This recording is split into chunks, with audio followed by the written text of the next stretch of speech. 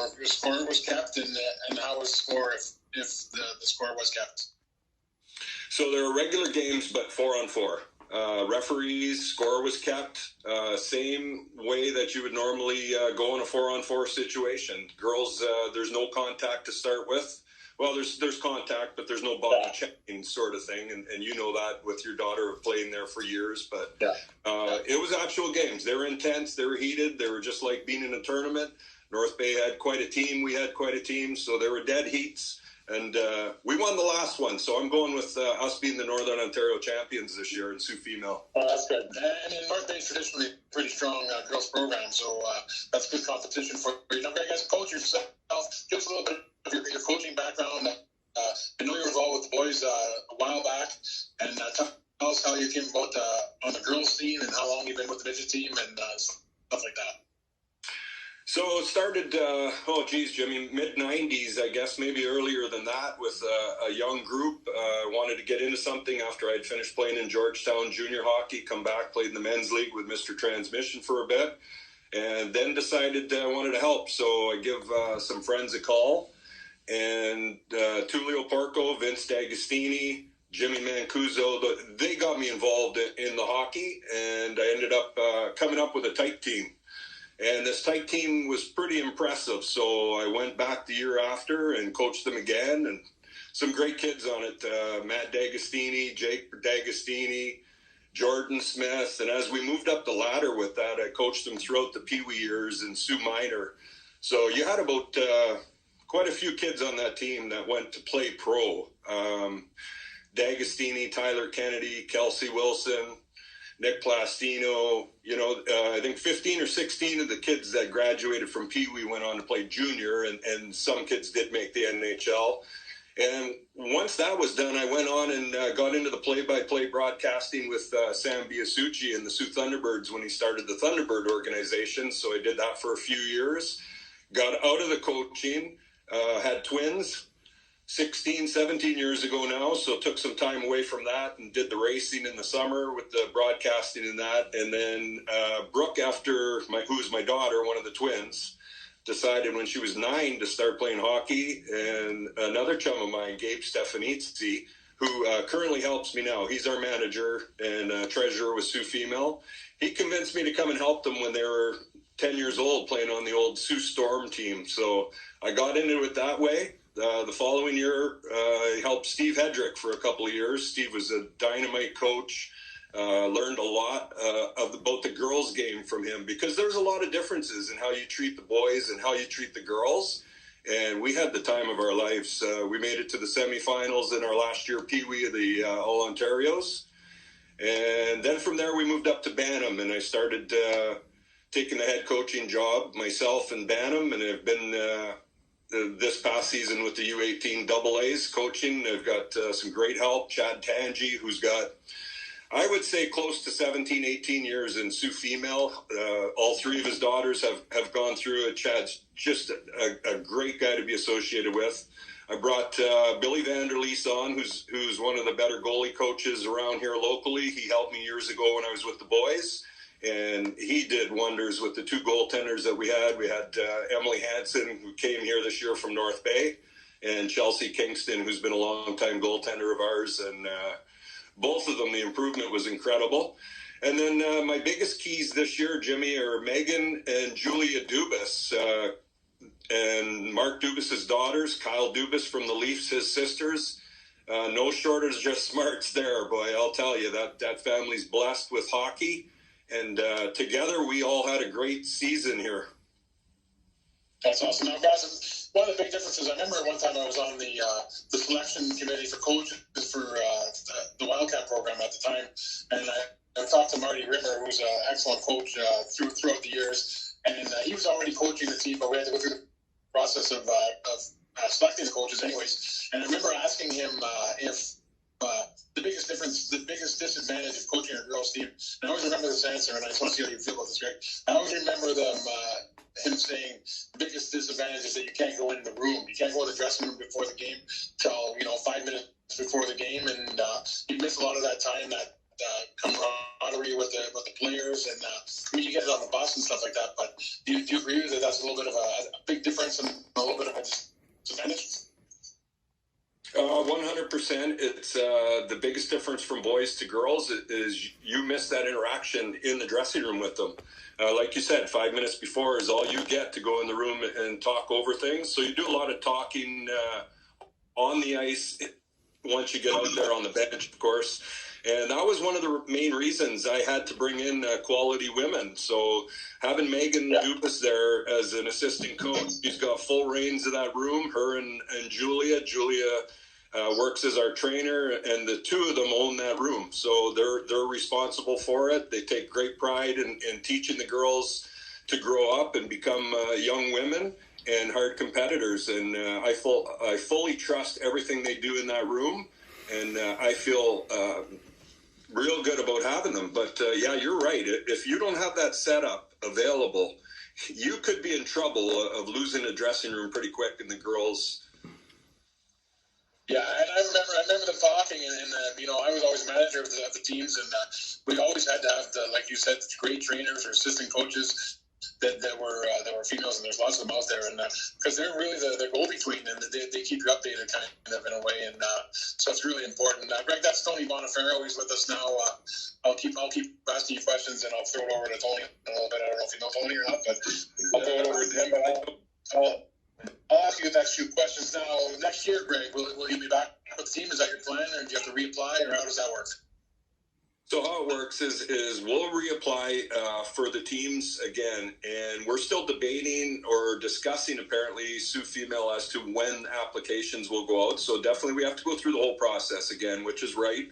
The best way to get the coach of each of the age groups, and we'll go through that, and hopefully tryouts will begin this year a little later than normal.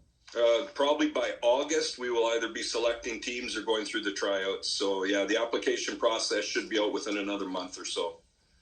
Yeah, let's hope we get on the ice in August for sure. Now, yeah, exactly. Now, your daughter, you mentioned your daughter plays Brooke, and is she back next year for another year? Yeah, Brooke's back for another year. So we've got quite a few returning players. We only lose two to graduating class, Lauren Halcrow and Shayna Gagne.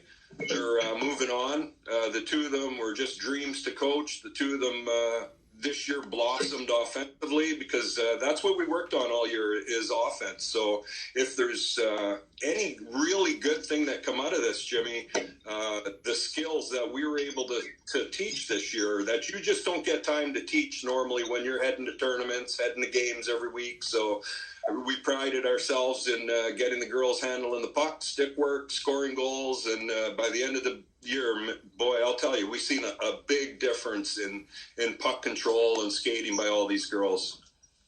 Yeah, I mean, there's a big difference, President. I think I want to ask you how you deal with this. A big difference. In a lot of ways, the girls' game is almost a different sport to some degree. I remember being away at the provincials, and we made a run. The girls made a run into the semifinals, and I think the games were 1-0, 1-0, 2-1, 1-0. And then like 2-1 loss or something like that. There's no goals, not always, but when you get at the higher level, the tougher competition, it's really tight checking. It is physical. It's a different game. How's that change your style of coaching? You mentioned you did work on some skills when you could, but it's a little different to coach, right, Brad? Oh, 100%, Jimmy.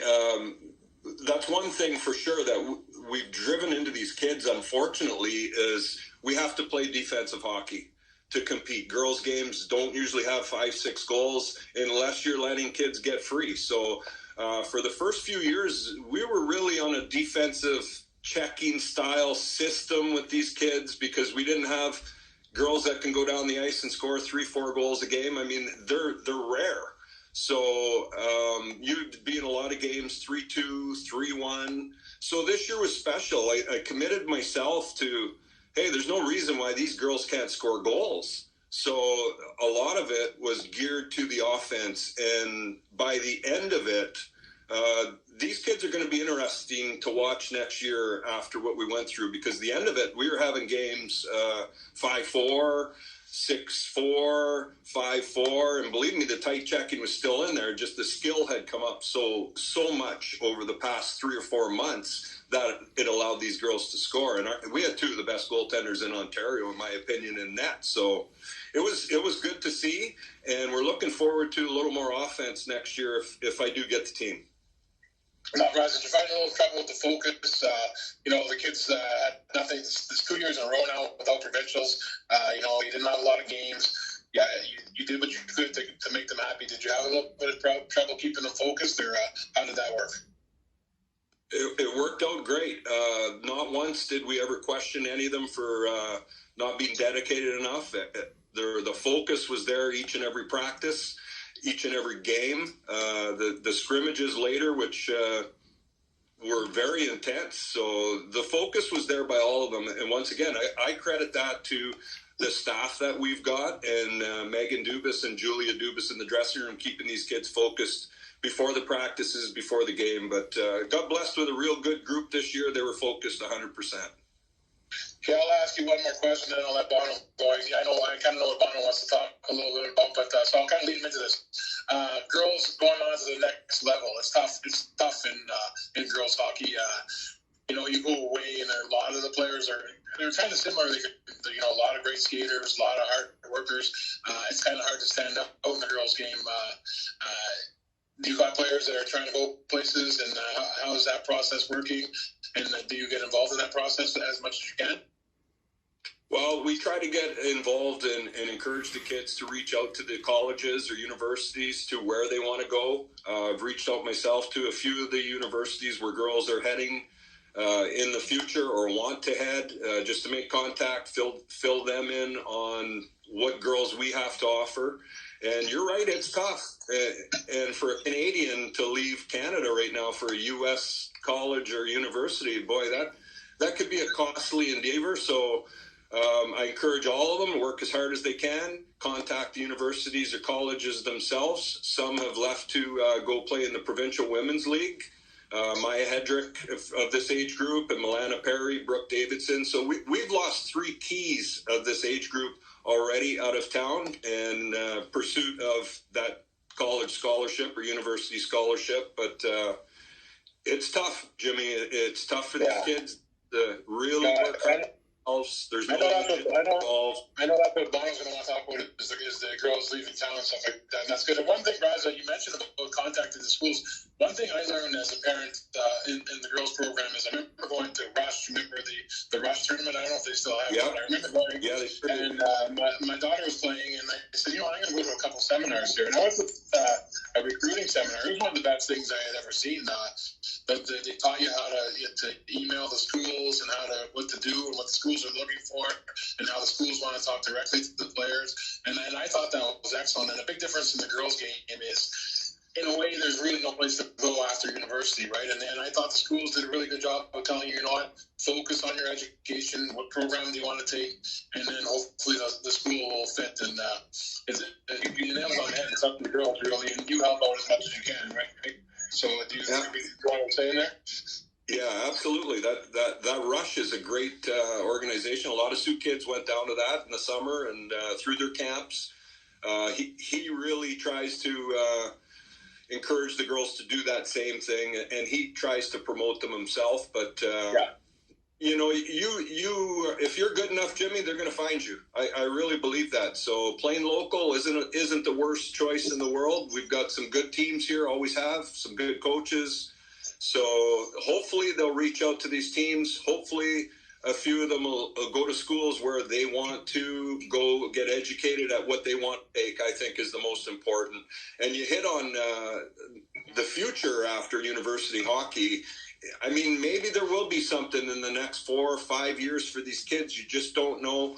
A lot of them still have them goals to do that pass. So we'll see what happens in women's hockey. I'm pretty confident something is going to happen in the professional line. I'm sure the NHL eventually will step in and add to it, and we hope to see that because there's some girls from the Sioux that have gone through and that are currently coming through that might have a good chance at doing something like that. Absolutely. Okay, I'll hand over to Bono. I'll be back, Brazeau. Listen, go ahead, Bono. Yeah, thanks, Braz. Sorry, I was on the other link that was sent earlier today, so that's why I'm a little late signing in. I was wondering what was going on. So Braz, like Jim mentioned, we've had a chance to talk to a lot of athletes who have chosen to leave Sault Ste. Marie for a variety of reasons to try and further their career.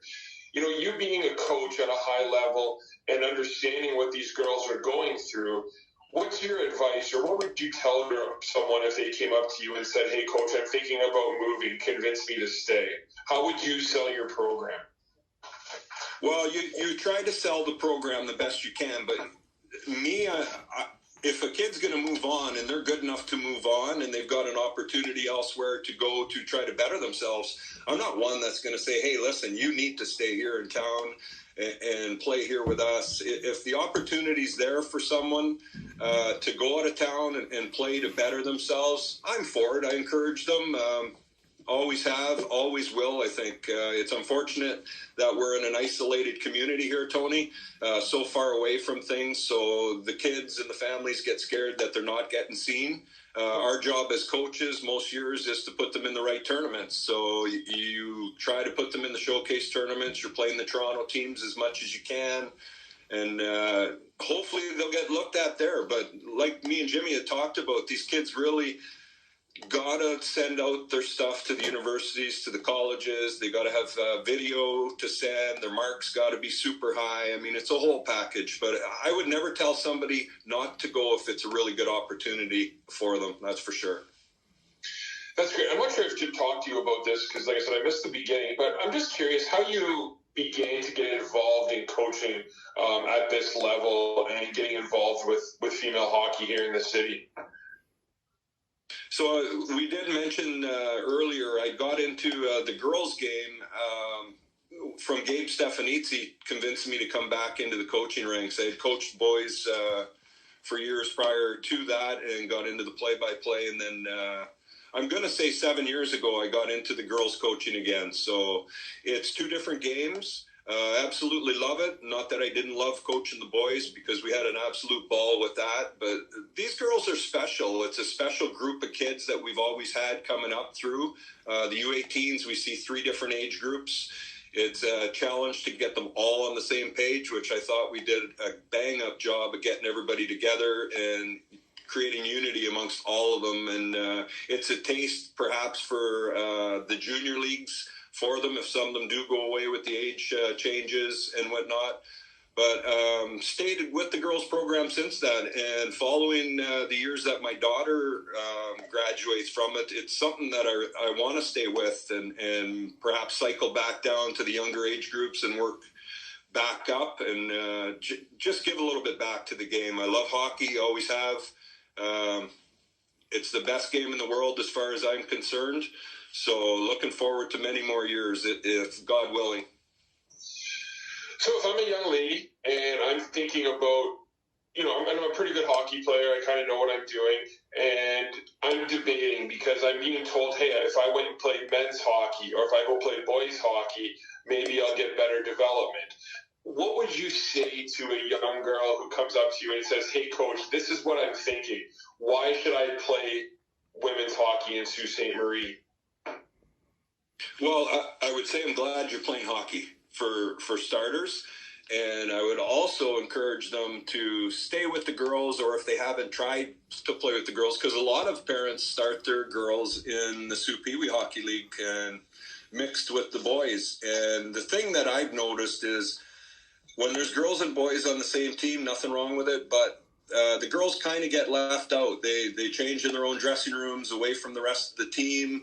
You don't have that in girls hockey. These girls are so tight with one another. It's an incredible bond, maybe even tighter bonds than the boys hockey. And I would encourage them to come and experience that. And for the parents that don't know that or see that, ask around of some parents or coaches that have been with the girls teams and have had their girls on boys teams and then girls teams, and the ones that we've changed over and brought to the girls have absolutely loved the changeover. And the bonus playing here in the Soo, we play boys. So like with our team, normal years, we're playing in Soo Major. We're playing in Soo Pee Wee with the younger age groups. We're playing against the boys. You're getting that same type skill competition against the boys that you would if you were playing with them, only you're with your own group of girls. So it's been special.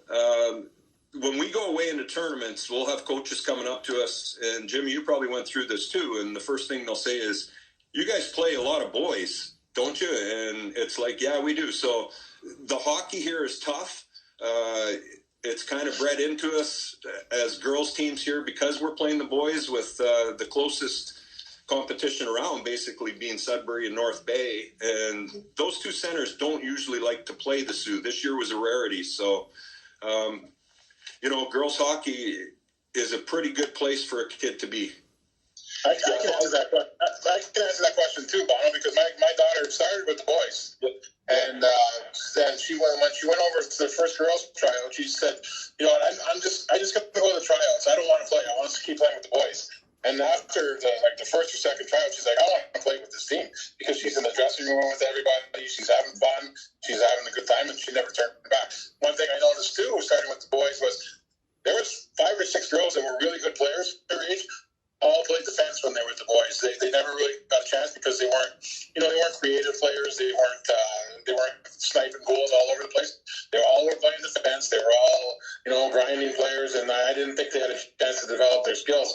And in the girls' game when we went over there, I thought that it was better. And I would encourage it. It was nice to play with the boys, and it's physical. But you play the boys anyways. The one thing with Braz, we had the Ari Merlino on a couple weeks ago. That's a little bit of a different situation. She's the goalie. The guys shoot a little bit harder. I think for her, I can understand that situation. But I would encourage the girls to play with the girls because you're still going to develop. You're probably going to develop better, and you get to have a lot more fun. So back to you, Bono. Sorry about that. No, that's great. And it's funny because I was going to say something similar. For me, I coach obviously in bantam hockey and those types of things. And I always will make a point. If I pick a girl, I always want to pick more than one girl on my team because I know that's tough for them, right? You have to have more than one. The other thing is I was never scared to take girls, and I still are. I'm still not. Their skill level, their skating abilities, and this speaks to your program, is oftentimes better than the boys at that age. I look back into what you were saying, Jim. My favorite example is Madison Caruso, who I coached for a long time, and I don't know if you guys know Maddie, but she played for us, and she was a forward her whole career. Always wanted to be forward. She came up for us playing Bantam A, and we moved her back to D because we needed somebody steady back there, and she was our best defenseman that year. It was just the way she skated, the way she moved. She really excelled back there, so it was interesting. So I'm just fascinated by it, and I love it. I think it's nice to have girls, playing at any level they can. So, Braz, what have you heard anything about next year yet? Have you, are there any developments? Are you guys having tryouts? Where are you guys kind of standing at right now for next year? So where we're sitting at right now is things are at a stop right now. They don't want to. Beverly Gordon, the president of Sioux Female, who's done a fantastic job with the whole group of the executive there in getting us rolling. It won't jump to any conclusions or rush into anything till we get word when it's going to be safe for us to restart things. So like I was telling Jimmy, in another month or so, applications will probably go out for the coaches. And then by August, you're either going to have tryouts if we're able to, or we're going to have selections like we did this year, where you've got kids that signed up on a list, and you're going to pick the best 17 out of the 42 or 50 kids that put their names down, and hopefully there's a spot for them. Awesome. So my last question is, obviously you guys were the Wildcats for a long time. And again, I'm not sure if Jim touched on this with you or not, but you guys have kind of made the transition to the Sioux Junior Greyhounds. Can you talk a little bit about how the Greyhounds have assisted you guys and kind of how that transition has gone? Yeah, the assisting ways, they're for Sioux Female Hockey. They've been behind us right from the start on the transformation. Mr. Lekenda was all for it. I think the kids were super pumped to be Greyhounds, like a lot of the boys teams here in town and kids they go to school with. Although the Wildcat program was a strong name, and it was one to be proud of. You know, Jimmy had gone through this with his daughter. When you went to tournaments, everybody knew who the Sioux Wildcats were. So now, now you're going to tournaments. We went to a lot of tournaments last year in the States. Everybody recognizes the Sioux Greyhound name everywhere you go. So that's kind of cool. It gives you automatic recognition of one of the top junior programs anywhere in Canada, and these girls have really been proud of the name, as all the young boys in town are. So I think the switchover's gone over well. I don't think there's a financial commitment whatsoever from the Greyhounds, so it doesn't cost them any money whatsoever. And the exposure for them of these young teams, boys and girls, going around all over the country with Greyhound jerseys is how do you replace that, right? Yeah, and that logo, that iconic logo, just everyone knows it, right? It's, I just read an article from, it was a Southern Ontario paper, and they ranked the best OHL emblems. And this Sioux Greyhound jersey was ranked number 1. I believe it was from Windsor, because to your point, it's very recognizable. People see those colors and see that jersey, and there's an automatic level of respect that's associated with it. Oh, man, so much. How many greats have come through the Greyhound program, starting with their old first captain, Bill Reed, back in 72 in the OHL. But years prior to that, the Longarinis, the Casolas, all the names that played for the Greyhound organization here in the Sioux. So for these kids to get a chance to put on the red and white Greyhound jersey, it's pretty special. Yeah. Little trivia. That's the only thing I don't like. Jim, sorry, little trivia. You know where the Greyhound logo came from? This is for Jim or for Braz. Why did they pick Greyhounds? It's faster than a wolf. Oh, that a boy. He knows. Absolutely. Yeah. I love that. All right, the thought that went into selecting the Greyhound name back in the 20s, 1920s, exactly. 100 years ago. So we're playing with a crest that is 100 years old, guys. It's pretty proud. That's awesome. Yeah. Good job. The only thing I don't like about that name is I never know if you're supposed to call them the Lady Greyhounds. I remember it was always the Sudbury Lady Wolves. I hated that. Do you guys go by the Lady Greyhounds or just the Sioux Greyhounds? Yeah, we're the Sioux Junior Greyhounds, Jimmy. No lady Greyhound name involved. We're the Greyhounds. Yeah, that's much better. Now, Braz, you grew up playing hockey. You're always a really good hockey player. Back from the St. Joseph's Zebra days. Give us some of the great hockey influences you've had in your life. I know you played for a lot of good coaches. Give a shout out to a couple of the good influences you've had in your life in hockey. Well, I'm going to start when I was pretty young, Jimmy, and a guy by the name of Mike Oliverio, who also went to St. Joseph's School with us. Yeah. Mike was an incredible hockey player. I tell people here in town, if they'll listen to me, that he, in my opinion, was the epitome of the best. Everything he did, defensive, offensively, teammate, playmaking, everything. Mike was just a super guy and still is to this day. Why his number is not retired with the Greyhounds is beyond me. I think he's still top 10 all-time scorers in the Ontario Hockey League. But Jimmy and I went to school with him at St. Joseph's School, an old school on Core Road.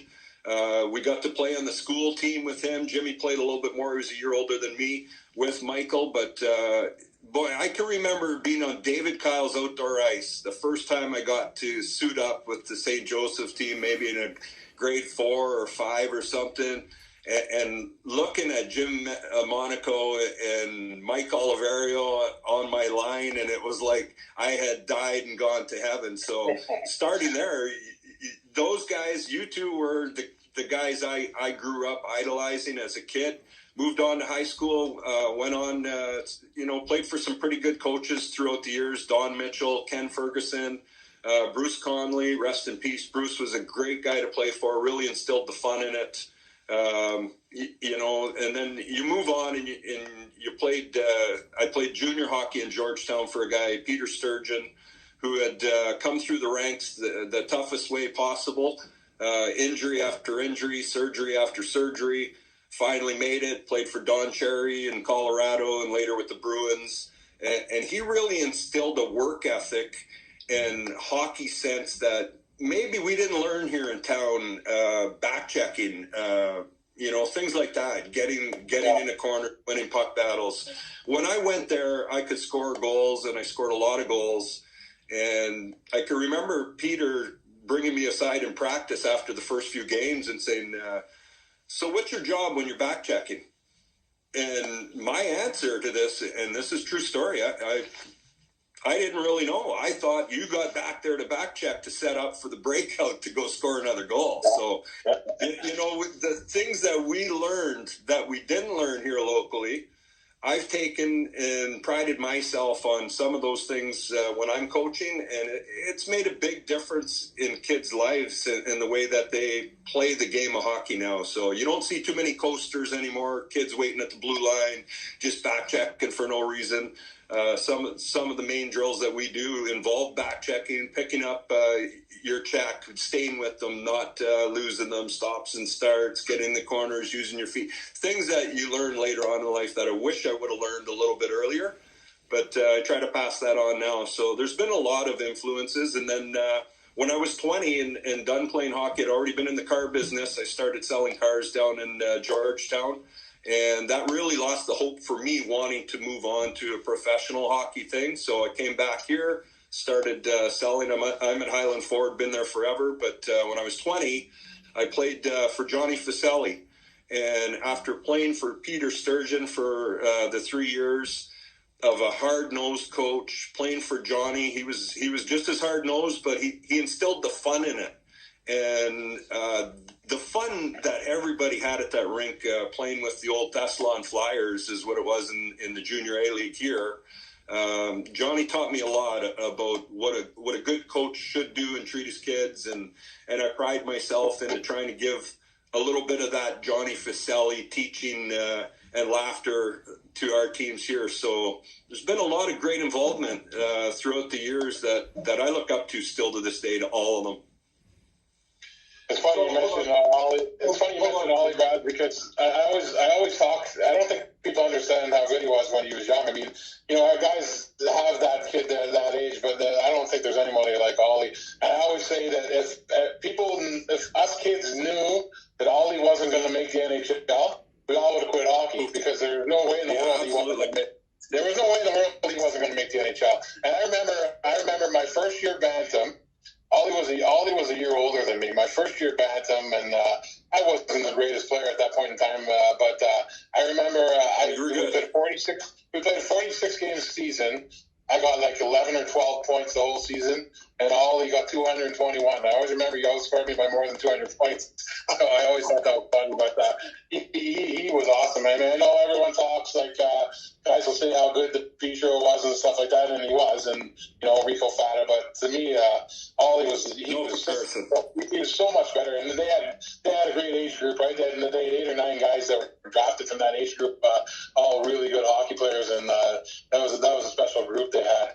So it's like, I'm glad you mentioned that. It's just kind of funny. So, Braz, one other question I wanted to ask you quickly. I know you were involved in the racing, and you mentioned to that, your dad is a legendary racer in the Soo. Are you involved in the racing at all anymore? Last year was the first summer since I was 15 years old that I wasn't able to announce stock car races in the States. So I wanted to be that race car driver just like Dad. He was well known throughout the States, one of the top racers around here locally for sure, and one of the top dogs for years and years throughout Michigan, the Upper Peninsula, Lower Peninsula. So that dream ended when a promoter needed an announcer one night, and me as a kid, I just have fun imitating announcers. You'd be at the stands, I could be sitting up there and listening to an announcer, and me and my sister kind of look at one another and say, oh my God, this guy is just hard to listen to, or, oh wow, this guy's really good. And you'd start imitating, and from there. So I get this chance when I was 15, an announcer got sick at the Onaway Speedway, and the owner of the track came down and was telling my dad, geez, we're in trouble. The car owner, the Rosses were Americans, and they were talking, and Ramona Ross was her name. She said to the track owner, oh, well, Hubie's son could do it for you. And I was like, you know, too young to even be scared. So up I went up and to the tower there and announced that race. And that started something that I've been doing for 37 years. So the local race scene here, Laird for a few years, Kinross for many years. But Onaway Speedway is my home. Been there since 85. Off and on. I've done a lot of traveling with traveling series that give me some great experience throughout Ohio, Indiana, Wisconsin. It's been a hell of a ride in racing, and that's something I hope that locally gets back up on track here, and hopefully the borders get back open so we can get back doing that. Will they be racing at Onaway this summer, Braz? Yeah, Onaway's scheduled to open in another month or so. They've got quite a program. It's a huge complex now. They've got a drag strip there that offers semi-transport pulls. They've got the oval track, which brings in some of the best racers throughout the States and Canada. And it's growing immensely. It's quite a motorplex now. So if anybody wants a good afternoon, it's an hour and 20 minutes, hour and a half down the road. It's just 20 minutes from Indian River, Michigan. The atmosphere is dynamic, and they get over 120, 130 cars there some nights. So it's one of the bigger racetracks in Michigan, and they'll be starting in another month. Hey, Brad, I got one more question for you, then I'll throw it over to Bono. It's always great to talk to you. But how is the family, how's the kids dealing with COVID, and they must be missing stuff. I know your daughter Brooke is a really good track athlete too, and looks like it's a second year in a row without a track meet for her. How are kids doing and stuff like that? So we've got the twins, Brooke and Brett. Brooke is very into all the training and whatnot away from the rink, away from the track and field, which, like you said, they're missing. But it's still in her. She trains hard. She works hard at things that she has a passion for. Very proud of her. Her schooling hasn't taken a hit at all. She's a 90 student. Proud of her. My son, the other twin, Brett, keeps active. Brett suffers from autism, but that doesn't slow him down at all. He loves going to school. He goes to Superior Heights here in town. A little bit harder with Brett when the school is out, because he's got such a regimen there of getting up in the morning, and his routine is to go to school. So, but he's doing great after a couple of weeks. And from what I understand tonight, they've announced again school won't return. So, we'll have a couple of weeks. We keep him busy. I got the best wife in the world watching him. She's an incredible mother for handling Brett's situation, and she's taught me more about life than I could have ever imagined. I didn't even know what autism was when Brett was diagnosed with it. I really didn't. So it's been a learning curve the last 15 years, 16 years, 17 now, but we found out probably when Brett was 4 that it was autism. And I love him to death. He keeps us all on our toes. He's a huge hockey fan. Every day we got to bring him to the rink. He wants to go to the rink to watch. It's been a passion of his forever. Jimmy, I used to bring him to the rink to watch your daughter play when she was on the Wild. We'd be at the Pee-wee pretty much every game. So he's a special young boy. Love him to death. But the kids have done really well through it all. That's awesome. Yeah, I remember you bringing Brett there. That was awesome. So, Braz, so for a guy who's known Jim Monaco for as long as I have, since I was in high school, I cannot picture Jim on skates. You're telling me that he was a hockey player back in the day? I don't think this is a well-known thing amongst us people under the age of 40 here in town. And it's sad because Jimmy was such a good hockey player when we were kids. Jimmy, he ran on his skates type thing. He wasn't the smoothest skater, but he got there, and I'll tell you what, I don't think there was a harder wrist shot in town than Jimmy had as kids growing up. And I'll never forget his dad. I just love his dad and everybody that's ever met him. But we'd go over to Jimmy's house. Jimmy had this contraption that his dad made him, that had a big rubber band on a flat board with a puck attached to it. And like Jimmy would be able to shoot that puck right to the end of the rubber band. Well, holy jeez, I don't know if I ever shot it to the end of the band, but if you would have seen how tough that was, that would have answered every question as to how Jimmy Monaco could shoot the puck that hard, because he could just unleash the cannon there anytime he wanted. You didn't want to be in the way of it. And there's probably not many people that wanted to go in the corners with him either, I would assume. No, that's 100%. You definitely did not want to go in the corners with Jimmy. And now listen, I've known him all my life, so let me brag about this guy. You would have known him from high school and football, but we started playing football, baseball, hockey when we were like 8, 7, 6 years old, playing together.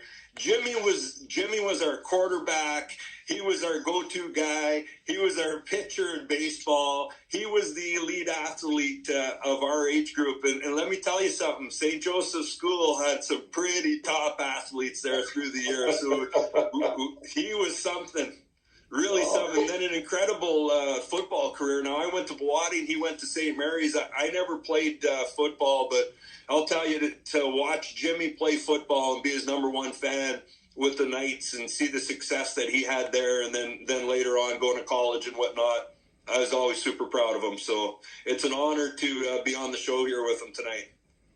Bro, no better football player than me in the schoolyard, though. Seriously, it was Dolly. Oh, there you go. He was fantastic. You know, Mike was just such a natural athlete, just an incredible athlete. He really was at anything he did. But you were the southpaw, so that was the best quarterback. You and I were left. You got the best memory in the world. I'll tell you that.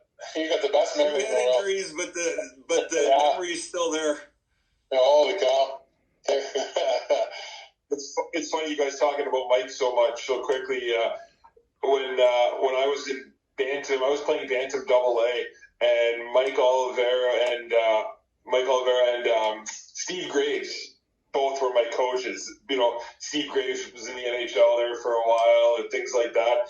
And I remember Ollie used to come on the ice in practice, and he'd be like, "Guys, it's simple. You just do this." And then he would go, and we'd be like, are you kidding? He was the most skilled hockey player I had ever seen face-to-face live before. It was just unbelievable. So, Tony, what year would that have been? That would have been 2000, or no, that would have been 1996, 97. So you've had quite a remarkable team then, almost unbeaten, if I remember correct? Yeah, that was when we played, Sioux Thunder that year, That's who we were. Yeah. Yeah, that was quite a team. I remember it well. But the year before that, it might have been the year before that. A kid like my little brother, Joey Mancuso, had passed away, Jimmy Mancuso's son. Yeah. So Jimmy was with Gravy and Ollie helping them coach. So the three of them had to attend the services, and so they needed a coach. So they were unbeaten, or they hadn't lost a game all year, and this is in February. So they called me in, and here I go coaching this team that night to their only loss of the season. So it was like, are you kidding me? Just set up for a failure there going in to follow Ollie's footsteps. But great guys. Well, Brad, we kept on talking to Steve lots. Just a great man, got to know him quite well when I was doing the play-by-play with the Thunderbirds. He was my right-hand man up in the booth a lot of times while he was also the manager there, and class act. We miss him here in the Soo. Yeah, for sure. Well, Braz, we really appreciate you doing this, man. Jim and I are both obviously coaches as well, and we understand the time commitment and what you do. So, on behalf of everybody here in Sault Ste. Marie, we really do appreciate the time and energy and the effort that you put in to these young women just to help better their lives and better hockey here in Sault Ste. Marie. We're lucky to have guys like you. So thank you so much for doing that. Thanks for having me. This has been great. And everybody out there, if you're a girl wanting to go play girls hockey, sit tight. We're going to get things together, and we will get through all this. This is just temporary. We'll get back to tournament play. We'll get back to league play. We'll get back to life as we knew it here within the next few months. We're hoping, and I'm sure of it. Absolutely. Jim, anything else? No, great to talk to you as usual, Braz. Awesome. Thanks for the kind words. I don't know how true they are, but thank you very much. And great to talk to you as usual. It was awesome. It was a great show. Thank you very much. Yeah. Awesome chatting with you guys. Thanks, you guys have a good night. You too. Thanks, guys. Take care, bud. See ya. Are you buying a home, or is your mortgage coming up for renewal? Contact Mark Caponchoni from Centum Mortgage Approval Center. His brokerage deals with 15 mortgage lenders, including major banks, credit unions, and exclusive lending institutions. Mark works with the borrowers to find them the best rate and most suitable mortgage product. Let Mark work for you. To learn more, call Mark for your free consultation at 705-254-9678.